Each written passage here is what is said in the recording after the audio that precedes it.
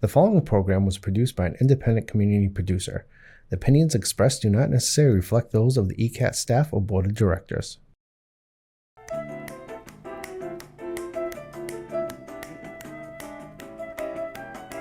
Good afternoon, everyone, and welcome to Topic Time with Harrison Young.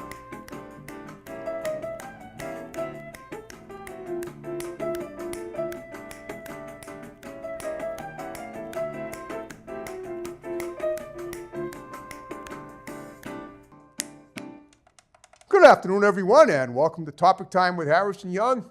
It is summertime, and it is a scorcher. And I am feeling the heat. A little sweaty here, no problem though. I'm in good shape. I can take it. We have an awesome interview tonight. We're going by Zoom to my sacred birth state of North Carolina with this young gentleman named is it Chris Michaels? Is that it?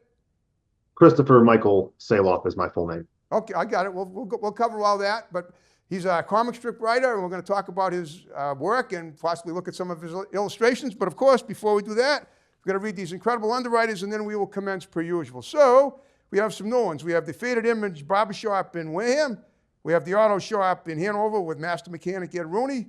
We have Grant's Rental in Bridgewater. We have Doggy Boutique, all-breed professional grooming for dogs and cats, run by my great next-door neighbor, Debbie Siddall in Brockton. We have Hanover House of Pizza in Hanover. They make great Sicilian pizza, Greek salads, have awesome people working there, and they deliver. We have Boombox in Middleborough. We have Manny's Auto Repair in Taunton. Great to have him back. We have Diesel Plus Unlimited in Whitman. We have the Cornerstone Barbershop in Pembroke. We have the Gunrunner LLC, the Second Amendment Freedom Store in Middleborough, specializing in customer service, pricing, and selection. We have DNS Auto Works and Collision Specialists in Abington. We have RW Carpet and Flooring in Norton, covering floors for 50 years. We have Haven Psychiatric Services right here in the building, and we have Joe's Diner in Taunton. And I guess the only new one was Faded Image Barbershop, and that's fine. But we have more for another show I'll be doing after we're done with this one. So it's going well. So Chris, thank you for doing my show tonight. As I made the observation a few minutes ago, you look like a soccer star, kind of. You look like one of those guys from Brazil that, like Pele kind of. Although I don't know if he's even alive anymore, but you say you're not a soccer star. You don't play soccer. No, I don't. I played soccer as a kid. I played football, baseball, the whole, Okay. wrestling stuff. But Not now. Okay. All right. Well, tell me a little about your comic strip, and then we're going to profile you like I do with every guest, going back to your childhood and all that. So let's talk about your comic strip. You were a Jeffrey Haas recruit. Yep. Jeffrey has gotten me a lot of very creative people like yourself. So tell me what you create. Talk about that, if you would. so my comic is it's CRIT. It stands for Constantly Running into Trouble. Okay. It's based on a Dungeons and Dragons game that I created with my friends, and I just turned it into a comic book. Okay. How long have you been doing this comic strip for? This is I launched the first one July of 2020. Oh, So, wow. Right as we were coming back from COVID. I guess did it have anything to do with it? COVID and everything. Did it give you an opportunity to do more creating because you were isolated like a lot of us were at the time? I started before COVID, but COVID, I mean, it did allow me to do more. Oh, I I see. started drawing in 2019, but I didn't finish the first issue until 2020. I actually Okay. taught myself how to draw so I could do the book. Okay. So now you do all you do your own illustrations, correct? Yeah, so I write it, I draw it, I letter it. Some books I will color. Generally, I hire a colorist because it takes a long time to create a book, Okay. and we're on the 8th issue now. So, um, for productivity purposes, I'll hire someone to do the colors for me. Okay. Now I'm looking at the background behind you, and it's kind of blurry, and that's okay. But are you in an office or are you in your house? Oh, I'm in my home office. I'll show you what's behind me. There you I have go. I have a big old fish tank. I've got comic books on the wall. Um, you know, my door. You'll see my cat, one of them, running around here in a minute. Oh, that's awesome. Tell me about what are those plaques on the wall over your right shoulder? Well, those belong to my wife. Okay. One of them is a photo of us. One of them is a Dundie Award that she was nominated for. Okay. If you watch The Office, you know what the Dundies are. And then she has a certificate of membership to a photography alliance and an award for leadership in our city. Okay. What city is that? Winston-Salem, North Carolina. Wilmington. Okay, okay. Not are you near Fayetteville? No, Winston-Salem. Oh, Winston-Salem. Are you near, So I'm sorry. I thought you said, are you near Is that near Fayetteville? Because I was born in Fayetteville. about 3.5 hours from Oh, Fayetteville. that's a bit of a hike. Okay. It's a nice house you got there. Wow, that's very nice. Thank you. Okay. So when did you realize you had art talent? When you were a kid? Did you start drawing as a kid? I mean, I messed around with art as a kid, but I never really honestly, I didn't do much until 2019. I just decided I had a drawing tablet and I wanted to draw. So I just started drawing in 2019. Okay. Well, tell me, without giving too much away, give me a little synopsis of what I mean, now, a lot of the people that I've had on that do comic strips, it's almost like a serial type of thing. Like it's one episode after another. Is that the same with your story? Yeah, so we have 42 issues written. I'm currently finished drawing the 8th issue in the series, Okay. and it's like a typical, Dungeons and Dragons game. Everybody meets up, they figure out what class they are. In this story, they meet up, they get their abilities, and then they are hired by their employer, who figures out that these guys were affected by something, and now they become their like in-house security team, uncover a whole bunch of crazy stuff within the city of New Orleans where they live, Okay. and it's just a bunch of chaos. If you've ever played Dungeons and Dragons or watched any, I outside of Dungeons and Dragons, I tell people it is Police Academy meets It's Always Sunny in Philadelphia meets any kind of superhero like genre, probably closest to Guardians of the Galaxy because there's lots of stupidity. Okay. I've never played Dungeons and Dragons. I've heard it can be addictive, I've heard it's quite a fun game, but I've also heard some bad stuff about it too. Only because I think some people that have played it have acted it out in real life and to dire events. But I don't know. I mean, I don't know much about it. I know of it. And as far as beyond that, I don't know really much. Is it like I assume it's an old like medieval kind of war story, right? Between mythical creatures. Is that it?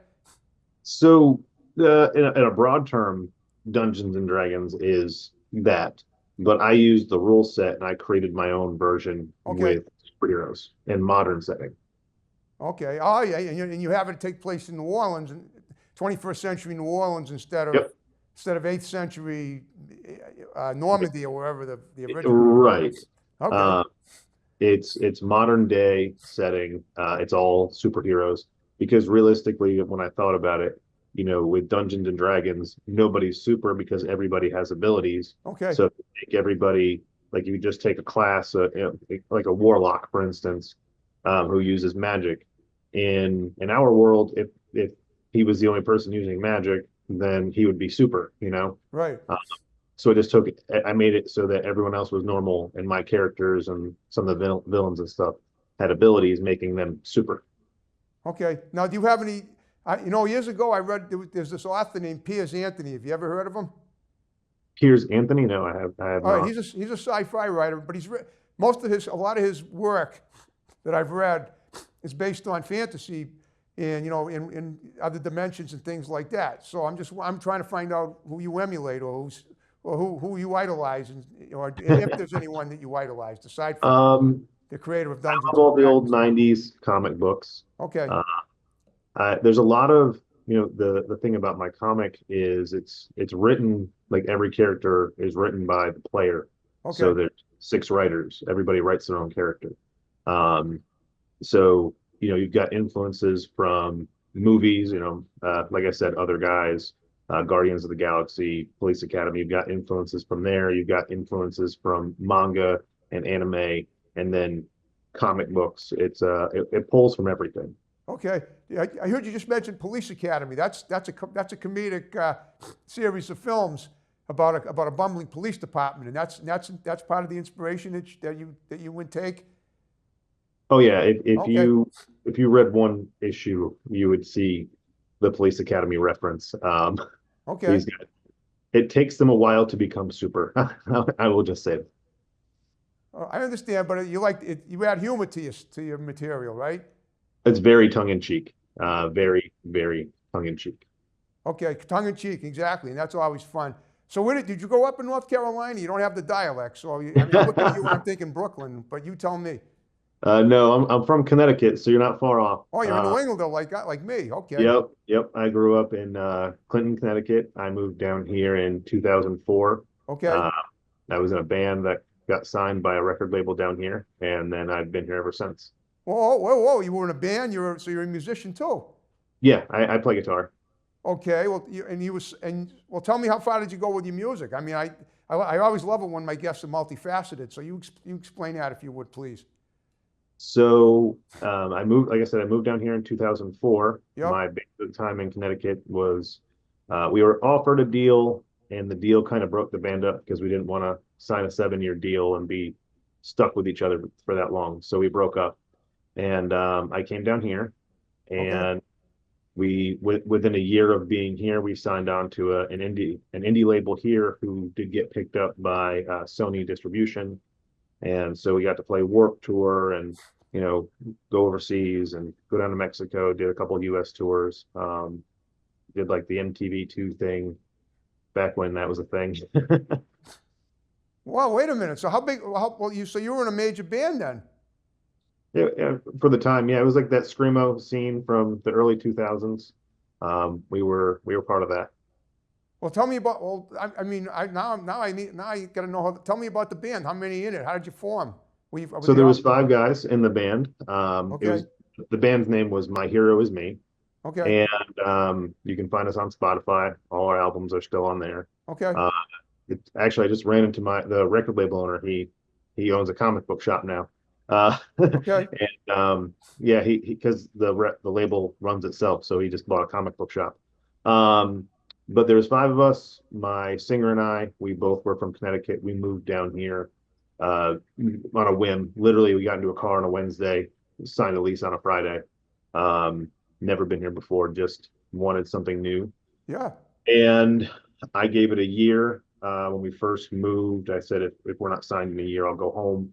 I was 21 when we moved here. Okay. So I figured, hey, giving it a year isn't a big deal. And within that year, we signed a contract. We were on tour. We were working on, recording our first album. And then it was just a snowball. We got pretty big. We were really big locally, sold out all the venues locally in North Carolina, did really well on tour. It was a lot of fun. A lot of fun memories, a lot of good and bad memories, a lot of scary ones. Okay. You want to share them? Because I like scary memories, but it's up to you. One of the scariest memories, aside from I did get mugged twice while at gunpoint. Oh, wow. That's awful. Yeah, that was tough. So we were on tour. Actually, we were leaving North Carolina. We were going up north, and we had played one show in Wilmington. Okay. And this is back in flip phone time period. We got in the van, and everyone was really trashed. It was like our kickoff night for tour in Wilmington, and we had a 3-band caravan that was supposed to go the next state that night. But the bands had met some guy at the bar that they thought was the coolest thing since sliced bread. I was sober, and I'm like, this guy's a sketchball. But he was going to put us up for the night. He had apparently a big enough house for all of us. And I'm like, well, hey, whatever, cool. We're driving, and he's in the van with us, and he says, hey, if you need a hospital, it's coming up on your right. And I'm like, why would somebody need a hospital? Like, what's going on there? And a little bit further, he's like, hey, if anybody needs to make a phone call, you won't have cell service after this. And I'm like, well, that's even more weird. And we get closer, and it's about a 30-40 minute drive total from the venue to his house. And he's like, yeah, it's the trailer park up here. If you see someone chained to my bed, that's just my wife. I told her just to be quiet. And there was a part of me that laughed, and then a part of me that was like, this guy's probably serious. And I rolled up to the house, and he gets out, and he says, let me just go make sure my wife's going to be quiet. And you can see inside the trailer, and there is a person on his bed, strapped to the bed. So I get everybody together real quick while he's walking in, and I'm like, we need to go, and we need to get cell phone service, and we need to tell the cops to get out here because this guy has his wife, who I assume is his wife, chained to his bed. And everyone's looking. People sobered up real quick, and we hightailed it out of there. Called the cops. I don't know what happened after that because I wasn't going back there, but that was pretty scary. Well, was it, so you just picked this guy up or something? He just needed a lift? Is that what it is? He was at the show and he was buying everybody drinks. Wow. So you must have learned a lesson from that. But everybody, no one got hurt though, right? No one got hurt, but no, they didn't learn their lesson because then we wound up at a party one night, and I'm looking around and I'm looking at everybody in my band, and I'm like, how did you meet these guys? Oh, we met them outside the venue. They said they were, they had a roommate, and the roommate was going to cook for the night, and then they were having some big get together that we could come to. And I'm like, what kind of get together is this? And it was like a Nazi party. And oh my goodness. Yeah, everyone started showing up in like white cloaks, and it was really weird.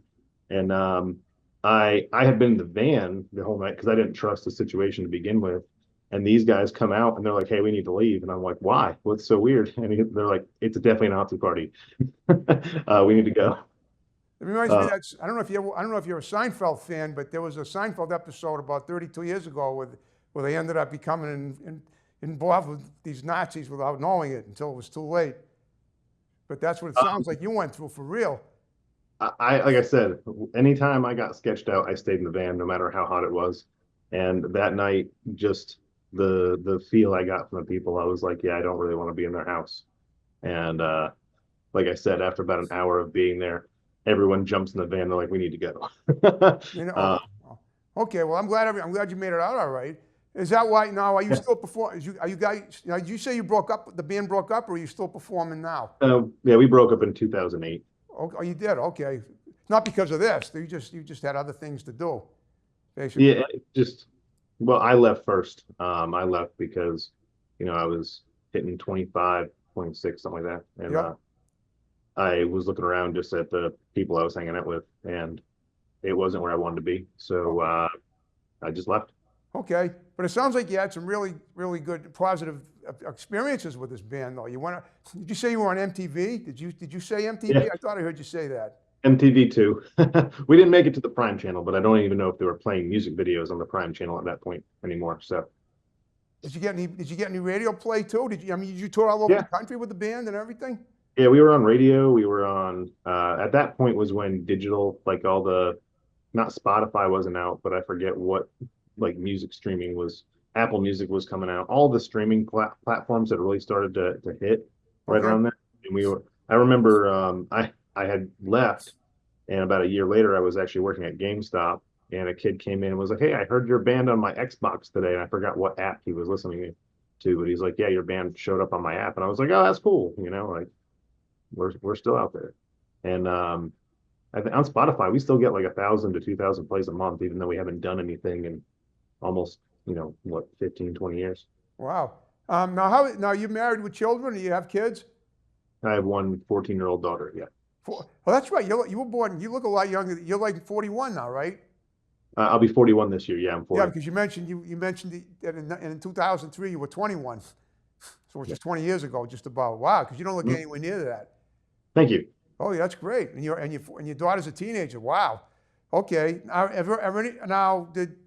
who are you working with today currently as far as creating the comic strip? Do you have I remember you say you do your own illustrations, you do your own calligraphy and stuff, but you have someone to make the colors behind it to give it an illustrious luster that you want, so people will enjoy it more.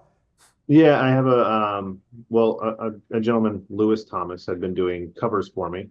Okay. And I really liked how his colors were on the covers, and I said, "Hey, would you want to give a shot at coloring for me, because it takes so much time for me to color a book." And so this is the book that's launching on Kickstarter next week, is the first one that he's coloring alongside, and it's looking awesome. Like, this might be the best book we've put out. I'm very happy with how it's looking. Have you ever done anything else besides like music? And have you done any acting at all? Have you you modeled at all? Anything like that? Did a little bit of both. Actually, I am currently listed as a producer on an indie film that we're trying to get funding for. We've raised just under 100,000 right now for it, and Wow. it's going to be a SAG film. Just we need to get. I think we to be able to qualify for SAG, we need $250,000 budget or more. I've done producing on a few indie films. I've done some acting in some films. I did a little modeling when I was a kid. I Wow. did not enjoy modeling at all. Uh, but yeah, I've dabbled in a lot of different things. That's awesome. Okay. And you have a long way to go. There's plenty of stuff that you probably do that you haven't even, that you had never thought you'd do already. I mean, that's life. That's the way it works. I mean, if you're somebody that's outgoing and creative, did you ever play sports? I know you say you work out. You said you played soccer as a kid, but not now or anything like that. Yep, I was a state champion wrestler in high And school. I football did too. football, soccer, baseball. I started the first paintball team in my school, like an actual school-sponsored paintball team. Okay. Oh, paintball. Did you say paintball? Yeah, I Oh, love paintball. that's a fun one. You can yeah, that's where you can really take your fantasies out on people. You can somebody's if you're mad at your friend, you can blow them away with colored paintballs. You know you're not going to kill them, in the spur of the moment, you can feel like you can get the enjoyment of it, even though you're not really doing it. The fact that you're not doing it makes it even more enjoyable. But I've done paintball, so I know. I've not played it, but we have a paintball court in our neighborhood. Sometimes they've underwritten my show. And many years ago, I went in there I went on to their field to see what it looked like and how the game was, and it's quite excruciating. It's almost like Dungeons and Dragons in its own way. Yeah, the last game we played was my birthday last year, and I invited my daughter. She couldn't go. I told her to bring a friend. Her Okay. friend still wanted to come. My daughter was sick that day, and so her friend comes, and I accidentally shot her friend in the back of the head, and I never heard the end of that one. Wow. Oh, okay. Does your family play paintball? Did you say your daughter plays paintball too? She hasn't. That was going to be her first time, but next time we set it up, I want her to be able to go with me. But my Okay. wife played a couple times. It's a lot of fun. Like you said, you get to live out your fantasy and just shoot everyone that you want to shoot. Right. Exactly. Okay. All right. So how often do you write? I mean, do you work on your comic strip every day now, pretty much? Try to get Just to writing about. it every. If I'm not working on it, I'm doing something for it. Yeah. Okay. Now, I asked this to a lot of people that I interviewed that do comic strips. Would you ever consider trying to turn it into a film series and have, like Popeye does? They Yep. Yep. made a Um, classic film of Popeye, Shelley well, Duvall and Robin Williams many years ago. my goal is more of an animation. I think animation would fit better with the type of storytelling. But if we could get live action with I think the budget side for live action might be a little bit too high to get something good quality. Um, because there's costumes involved and getting people that can dress up in spandex, you got to pay them enough. And Right, right. yeah, I would love to do an animation though. All right, so it'll be animated. It won't be, I mean, you'll do an animated film, right? Is that what you mean? That's the goal. Yes. Yeah, okay. And when you do that, I assume you're gonna hire people like, to be the voiceover artists and stuff, right? Right. Yeah. Okay. That's interesting because that's something that's different than usual. Because I've auditioned for films and I've been in a few, but somebody's coming in the room. That's Okay. my wife. Oh, hi, how you doing? Oh, Okay. yeah, she waved. She wanted to get Here, she wanted to get a little airtime. She I'll wanted to get unblur a it so 15 she can seconds wave of at fame. everybody. There we go. Hey, how you doing? How are you? Oh, you're beautiful. We'll get you on the show too if you want. Oh yeah. I'll give you a whole half hour all to yourself. Okay, great. All right, that's great. So you've been doing that. So are you planning on setting up like auditions for people to come in and do voiceovers for the event? When we get to that point, yes. Not yet, but you Actually, have to. one of our players in characters in the book Okay, is his dream is to be actual voiceover. He's done a lot of independent voiceover work, and so I know he could do a couple of the voices. I know a few just from doing film. I know quite a few in the area that I can get on board. But I just got to find a good animator, and those things are expensive. So okay. So you have, it is going to be kind of interesting when you do that. So you've created this. You have just one series that you've created so far, or are there more than one? I've started two others. So there's Mr. Wizard and Friends, which is a TV show that exists within this comic universe. And Okay. then there's another one called Help Wanted that takes place 100 years in the future after this one. Wow. Um, they're both in progress. I've released, a few pages of them, but Crit is my focus, and I want to get as much of that story told first before we start diving into side stories.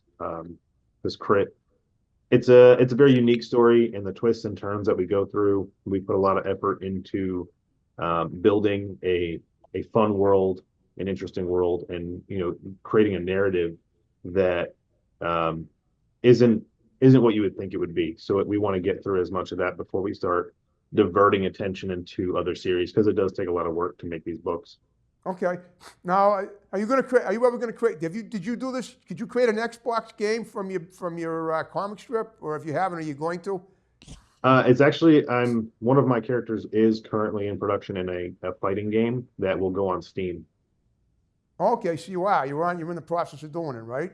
Yep. Oh, great. Well, guess what, Chris? We're under 5 minutes. I hope you had fun talking to me. I hope we Yeah, got much this was about great. you. Okay, so what I want you to do in the remaining time is look at your unit there and give shouts out to people that are going to see the show. You already got your wife just came in and interrupted us, and that you can always give her a shout out. Your daughter and your cat or whatever, and then we'll condense them and wrap the show up with my snap and the way we began it. So go ahead. So I always shout out my team. I've got my entire crew is Brad, Terrell, Obi, Austin, and Ryan Kidd. Those guys, the book wouldn't exist without them, so I shout them out all the time. Of course, my wife and child for putting up with me while I do all this and inspiring me, because both of them are amazing artists. And I wouldn't be where I'm at without, especially my wife, teaching me really how to draw, because I didn't know how to draw when I started doing this.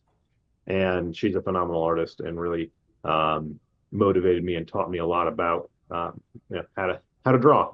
And then I got Robert Nix, who is my art editor. He really takes everything that I do, tears it up, and gives it back to me and tells me to do it better. And the book is thankfully better because of him.